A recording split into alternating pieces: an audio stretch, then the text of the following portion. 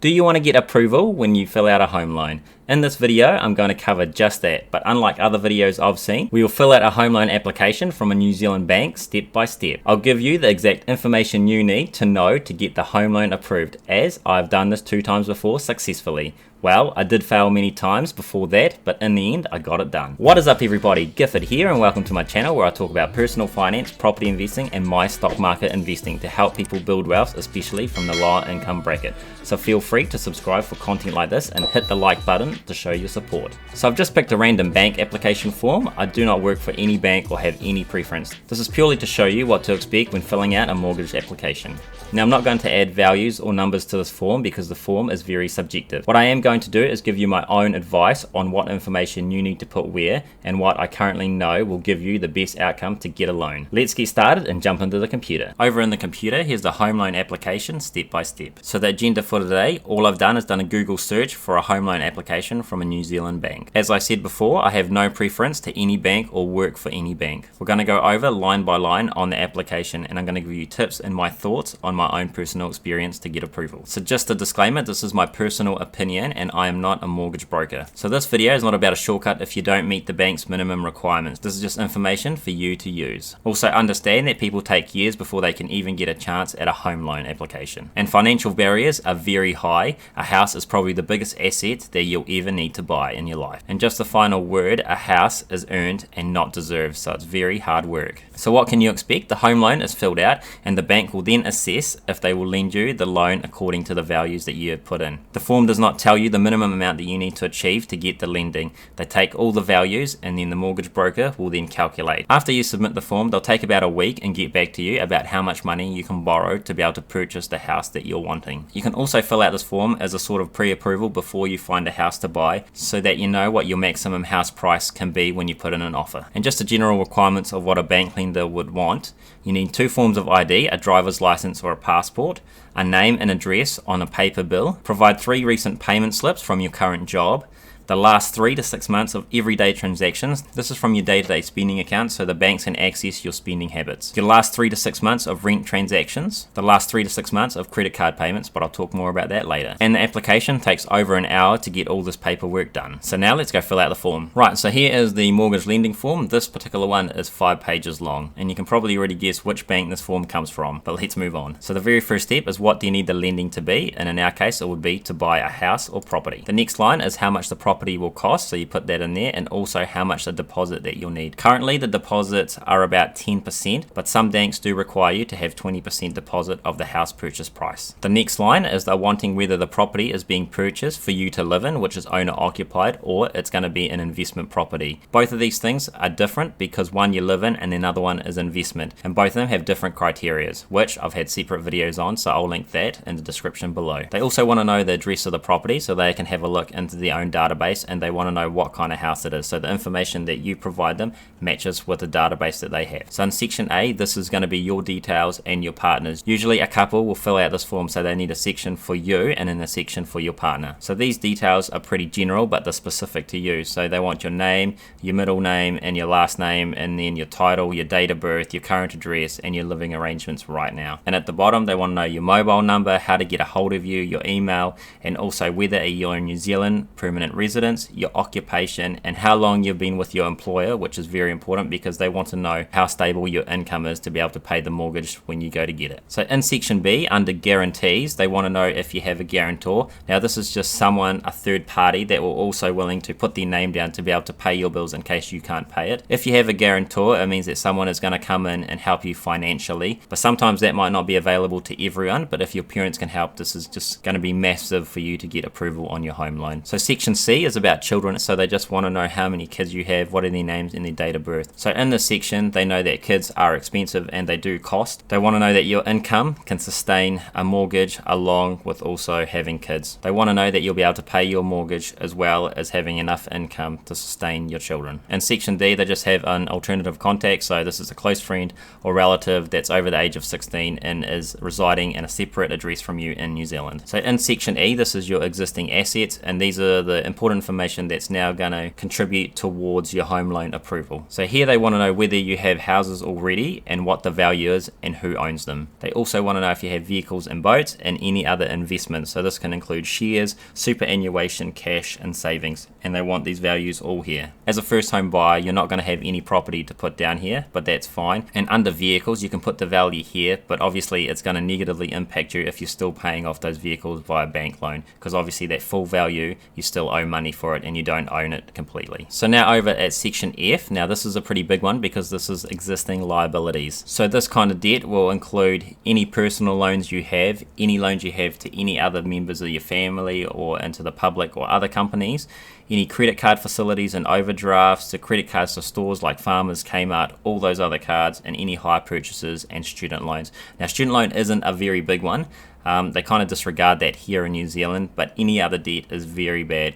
Usually when you are trying to get approval for any of these, this kind of debt does have a massive impact on how much total amount you're going to be able to borrow. If you had an overdraft facility of $1,000 or you had debt of $1,000, typically it will take off about $10,000 from your total amount. So say if you had $10,000 worth of overdraft debt, that would pretty much minus $100,000 of your lending total. So you really got to be careful, and you want to wipe out, for your best chances to get a loan, you want to get rid of any of your debt. This is why it can take many years to make sure you pay down all your debt to be able to start fresh and not have too many existing liabilities when applying for a home loan to make sure you get approved. So just an example of when I got a home loan, I had credit card debts. I was also paying off for a vehicle that I had at the time that I hadn't completely paid off. So I put a deposit down and then I was paying it off weekly, and that all counted towards there. Now that application did get declined because I had too many existing bills because my income couldn't sustain it. So what would happen is, if you have too many bills that your income can't sustain,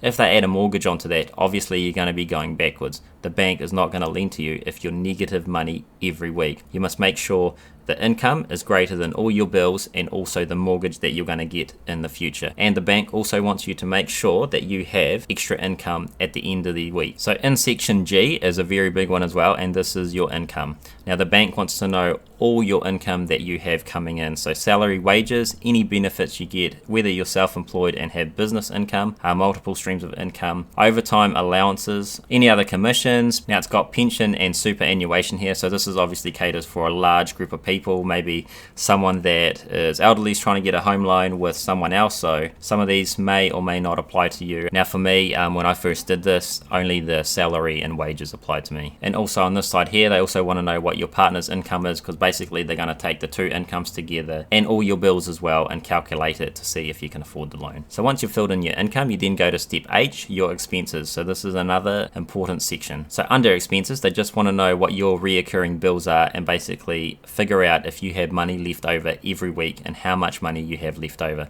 So under bills, it'll have rent, so you would put in your current board, whether you have child support payments that you have to do every week, your private school to pay, obviously if your kids go to it, your personal insurances, investment property rates, insurance if you have another house, body corporate rates if you live in an apartment, so your owner occupied rate, so if you already have a house, how much you're paying there, your insurance, and also body corporate rates if it is in fact an apartment. And you can put any other bills that you have under expenses that you have to pay weekly. So just make sure under this section you do put all your expenses down, because what they're going to do is they are going to double check your bank account and have a look at it line by line. And if you lie in any part of this application, or if it doesn't match up and you've tried to trick the bank, well obviously they're just going to deny you.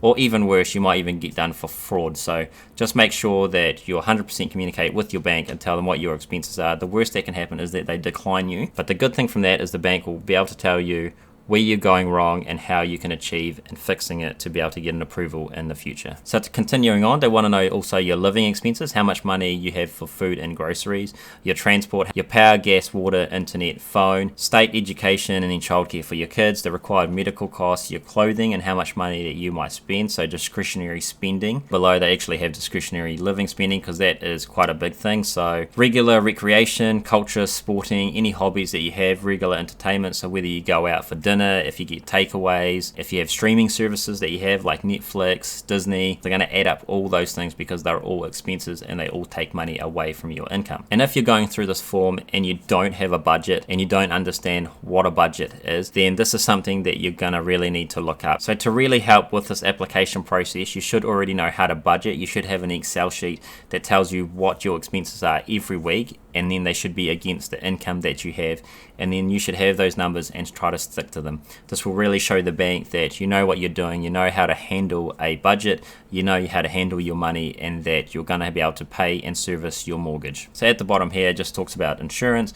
So the bank wants you to have insurance obviously for your house, and also health and contents insurance when you'll be able to get it, and do you want to get it through the bank. So you may get a bit of a discount. I suggest actually ringing up and looking around. Not always cheaper insurance, but the best insurance that fits your needs at an affordable price. And the last section is J, just to make sure you understand what you filled out, all the information that you put in is legal and that you haven't tried to defraud them, it's correct and accurate, and also you give them permission to have a look at your bank accounts and whatnot. As I say, read the fine print because I'm not a mortgage broker. I'm just a random person on the internet who's done this before and somehow managed to get a loan. And the last section is just for you to sign it and then to date it and then get it back to your bank manager. And at the bottom here, do not tick this because it's bank use only. If you tick it, they'll probably decline your loan. I'm just joking, just don't tick it because it's for the bank, not for you. So just to summarize, don't be disheartened if you don't get approval the first time. Take the mindset of learning from it and then making the positive adjustments that you need to do to try to get your home loan. So to get high chances of an approval, make sure to pay off all your debt before really applying. Make sure you don't have any car payments and no hire purchases. I'd also go one further and then pay off all your credit cards and then cancel them, so then you don't have any overdrafts owing to your name. So while the credit card can still have $0 in it, if it still has an overdraft of $5,000, the bank can then have a look at that and say, well, you've still got access to that $5,000, so then they're going to put that against your name as negative $5,000. And previously, from my experience, $1,000 in debt can reduce your lending by $10,000. Now that may have changed already, but that's just an assumption and how much it affects your credit. Also, when I applied for my home loan, I made sure that I cancelled all my reoccurring subscriptions to show that I was going to have more money left over at the end of the week. And the big one is just making sure that you have 30 to 40 of spare disposable income at the end of the working week after you pay your bills. So the biggest factor that comes into all this when you're applying for a home loan is how much the cost of the house is, because once you get that, they then derive the mortgage payments every week. A more expensive house will mean a bigger mortgage to pay every week. So if you're at the lower end of the income range, then you're only really going to afford a lower end mortgage. So therefore, you want to probably go for the entry level houses if you're able to afford one. While the process to fill out the paperwork takes hours, setting yourself up to apply can take many years to get to.